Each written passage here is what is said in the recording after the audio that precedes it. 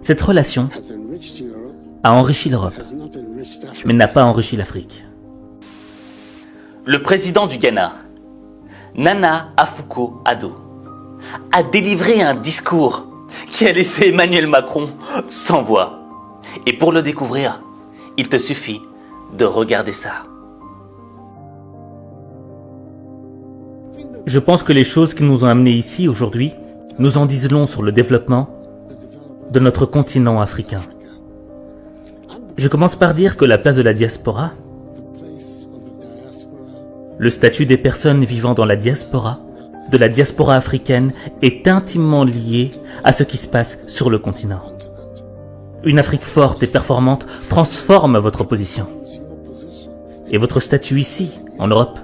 Mais une Afrique qui continue à vivre le récit de la pauvreté, des enfants affamés, des gens qui traversent le Sahara, vont dans des bateaux branlants et meurent à Lampedusa pour se rendre en Europe, cette Afrique n'est pas un récit qui va vous aider ici.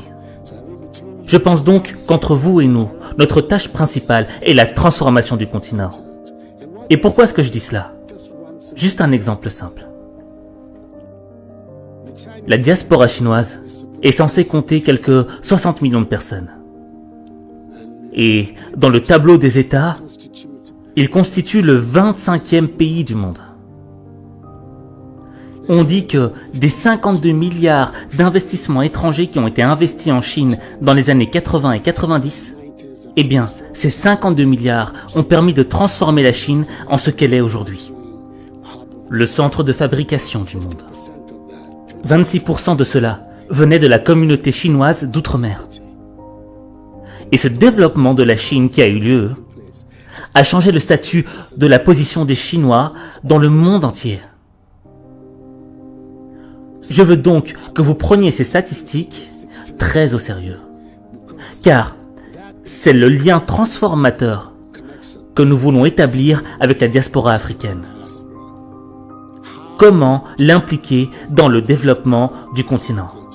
Une fois que nous aurons changé le récit sur l'Afrique et que nous pourrons le faire que par nous-mêmes, nous devrons nous éloigner de l'idée qu'il y a quelque part un Père Noël qui viendra pour développer notre continent à notre place. Il n'y a pas de Père Noël. Il n'y a que nous qui pouvons le faire, développer notre continent.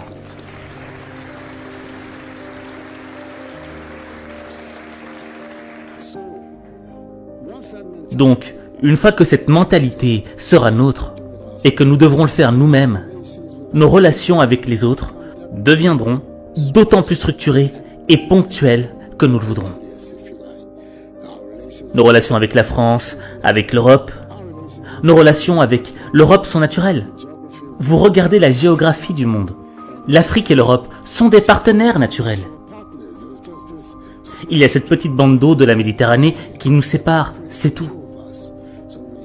Donc, quand vous regardez cela et que vous regardez aussi l'histoire qui s'est déroulée entre l'Afrique et l'Europe, c'est une relation naturelle et une alliance naturelle, mais une relation qui doit être différente de la relation que nous avons eue précédemment. Pourquoi est-ce que je dis ça? Cette relation a enrichi l'Europe, mais n'a pas enrichi l'Afrique. Nous devons donc changer cette dynamique, et nous pouvons le faire qu'en prenant les mesures appropriées pour notre avenir.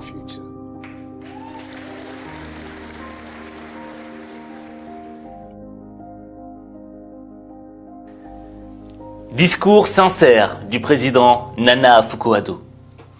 Et je veux dire que c'est vrai que quand tu es chef d'État, tu dois toujours avoir un petit peu la langue de bois. Mais là, il n'en avait rien à faire. T'as même vu Macron qui était là, qui disait « Ah ouais, toi t'as pas peur, toi. Toi tu dis ce que tu penses. » Mais disons que dans ce discours, il y a deux éléments essentiels à retenir. Le premier élément à retenir, ce sont les étiquettes. Je veux dire quoi par étiquette? Il y a un moment où le président te dit « Oui, vous savez, ces histoires d'Africains émigrés qui vont à Lampedusa, les pauvres, etc. Faut arrêter. » C'est clair. Parce que c'est une étiquette. C'est une étiquette qu'on pose sur toi. Mais cette étiquette ne dit pas qui tu es vraiment. Je vais te donner un simple exemple. Moi, je me rappelle, on me disait souvent « Mais oh, Tu es un pauvre jeune des quartiers défavorisés, jeune issu de l'immigration, de parents immigrés. Oh, pauvre petit. Mais on m'infantilisait. Quand on me dit jeune, déjà, premièrement, c'est pour t'infantiliser. Mais je suis pas un jeune, je suis un homme. Et ensuite, quand on te met dans une case de pauvre garçon, bon, ta situation est difficile, mais on est avec toi, on te caresse dans le sens du poil, tu finis par l'accepter. Il y a un moment où je me disais, ouais, mais peut-être que c'est vrai, je suis ça. Je suis dans une position de victime. Alors caressez-moi dans le sens du poil, je l'accepte, parce que je suis une victime, je ne peux rien changer. Mais c'est pas ça la vie. Les plus grands personnages de ce monde, ce sont des gens qui ont retiré toutes les étiquettes qu'ils avaient sur eux et qui ont décidé d'être la personne qu'ils devaient être. Je vais te donner un simple exemple. Gengis Khan, l'empereur mongol, alias Temujin. À un moment de sa vie, il a été esclave. Mais est-ce qu'on a retenu le fait qu'il a été esclave? Non. On a juste retenu le fait que c'était un des plus grands empereurs de tous les temps, qui a conquis un empire 3 fois plus grand que celui de Napoléon. Parlons de Napoléon. Napoléon. Est-ce qu'on a retenu le fait que c'était un jeune Corse qui était issu d'une famille qui n'était pas si riche que ça et qui avait du mal à parler le français, à maîtriser la langue française? Non. Qu'est-ce qu'on a retenu de Napoléon? Empereur de France. Mohamed Ali. Est-ce qu'on a retenu le fait que c'était un pauvre homme afro-américain qui était victime de la ségrégation? Non. On a retenu de cet homme-là que c'était un champion qui ne se soumettait pas. Steve Jobs. Je ne sais pas si vous le savez, mais Steve Jobs, c'est un Syrien, c'est un Arabe. Le père de Steve Jobs était un immigré syrien qui est arrivé aux États-Unis. Et Steve Jobs a été amené vers une famille d'accueil américaine. Est-ce que c'est ça qu'on a retenu de Steve Jobs? Non. Parce que Steve Jobs le savait que son père, son vrai père biologique était syrien. Mais il ne l'a jamais dit. De son vivant, il ne l'a jamais dit. Pourquoi? Parce qu'il ne voulait pas qu'on pose d'étiquette sur lui. Il voulait être la personne qu'il devait être. L'un des plus grands entrepreneurs de tous les temps. Et tu vois, dans ce monde, on va tout le temps chercher à te poser une étiquette sur toi. Parce que les gens ne savent pas te définir, parce que les gens ne savent pas qui tu es vraiment. Et c'est tellement plus simple de poser une étiquette que d'aller chercher en profondeur qui est la personne. Mais ça, on ne peut pas en vouloir au monde. D'accord? C'est pas le job du monde de découvrir qui on est vraiment. C'est notre job.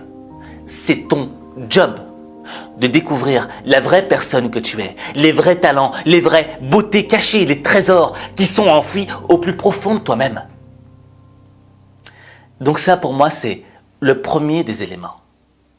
Découvrir qui tu es vraiment et te débarrasser de toutes ces étiquettes qu'on pose sur toi et qui ne te représentent pas vraiment.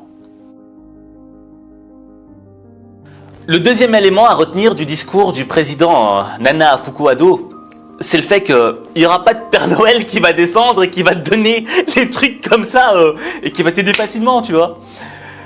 Moi, j'ai souvent eu cette tendance à croire qu'un jour, mais on a tous eu cette tendance à croire un jour, que tu rencontrerais peut-être un milliardaire et qui te dirait « Toi, tu m'as l'air d'avoir du talent. Allez, tiens, 1 million d'euros. Vas-y, monte ton entreprise, fais ton projet, je crois en toi. » Ça n'existe pas. Tu sais, dans cette vie, le problème c'est quoi? C'est que parfois on en a marre parce que on fait face au rejet. Je me souviens, lors de mes études d'ingénieur, j'étais constamment face au rejet. Lorsque je devais trouver un stage, les gens ne voulaient pas de moi, ils me rejetaient. Pourtant, le stage, c'est quoi? Je travaille gratuitement pour toi. Je disais, monsieur, je vais travailler gratuitement pour vous, acceptez-moi. Non, je crois pas, non. Je crois pas que je te veux.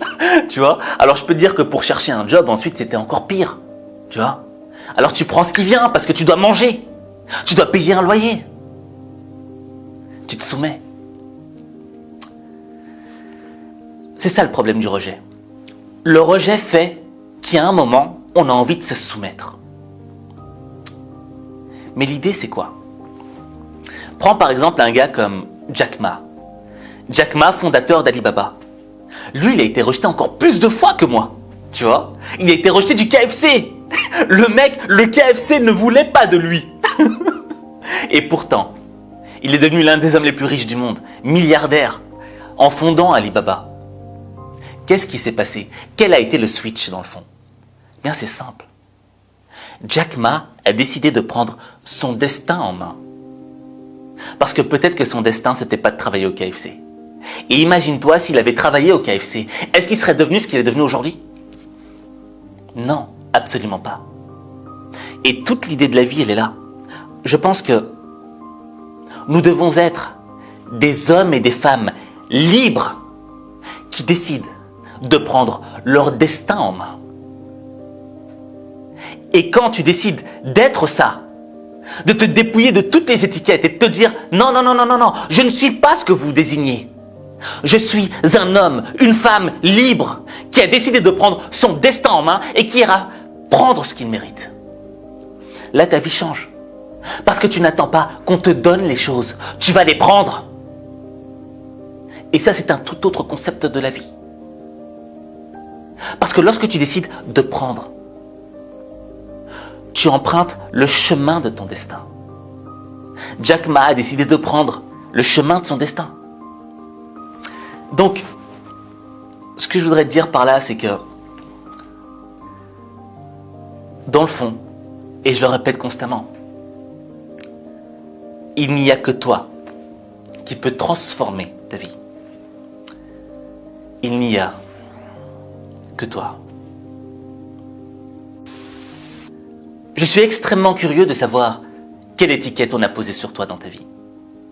Dis-le en commentaire. Dis quelle étiquette on a posée dans ta vie. Et comment tu as fait pour te débarrasser de cette étiquette? Quel impact cette étiquette a eu dans ta vie? Et en écrivant ce commentaire, tu vois, tu participes à l'histoire du monde. Pourquoi? Parce que je suis sûr et certain que dans 100 ans, 200 ans, 300 ans, des gens reliront les premiers commentaires. Et ils s'inspireront de toi. C'est garanti. Et ces gens-là, on aura peut-être posé des étiquettes sur eux, les mêmes que les tiennes. Mais en te lisant, ils se diront, au fait c'est intemporel, mais il y a moyen de s'en sortir. Tu seras la clé pour le futur. Donc, écris-le en commentaire pour aider les gens du futur.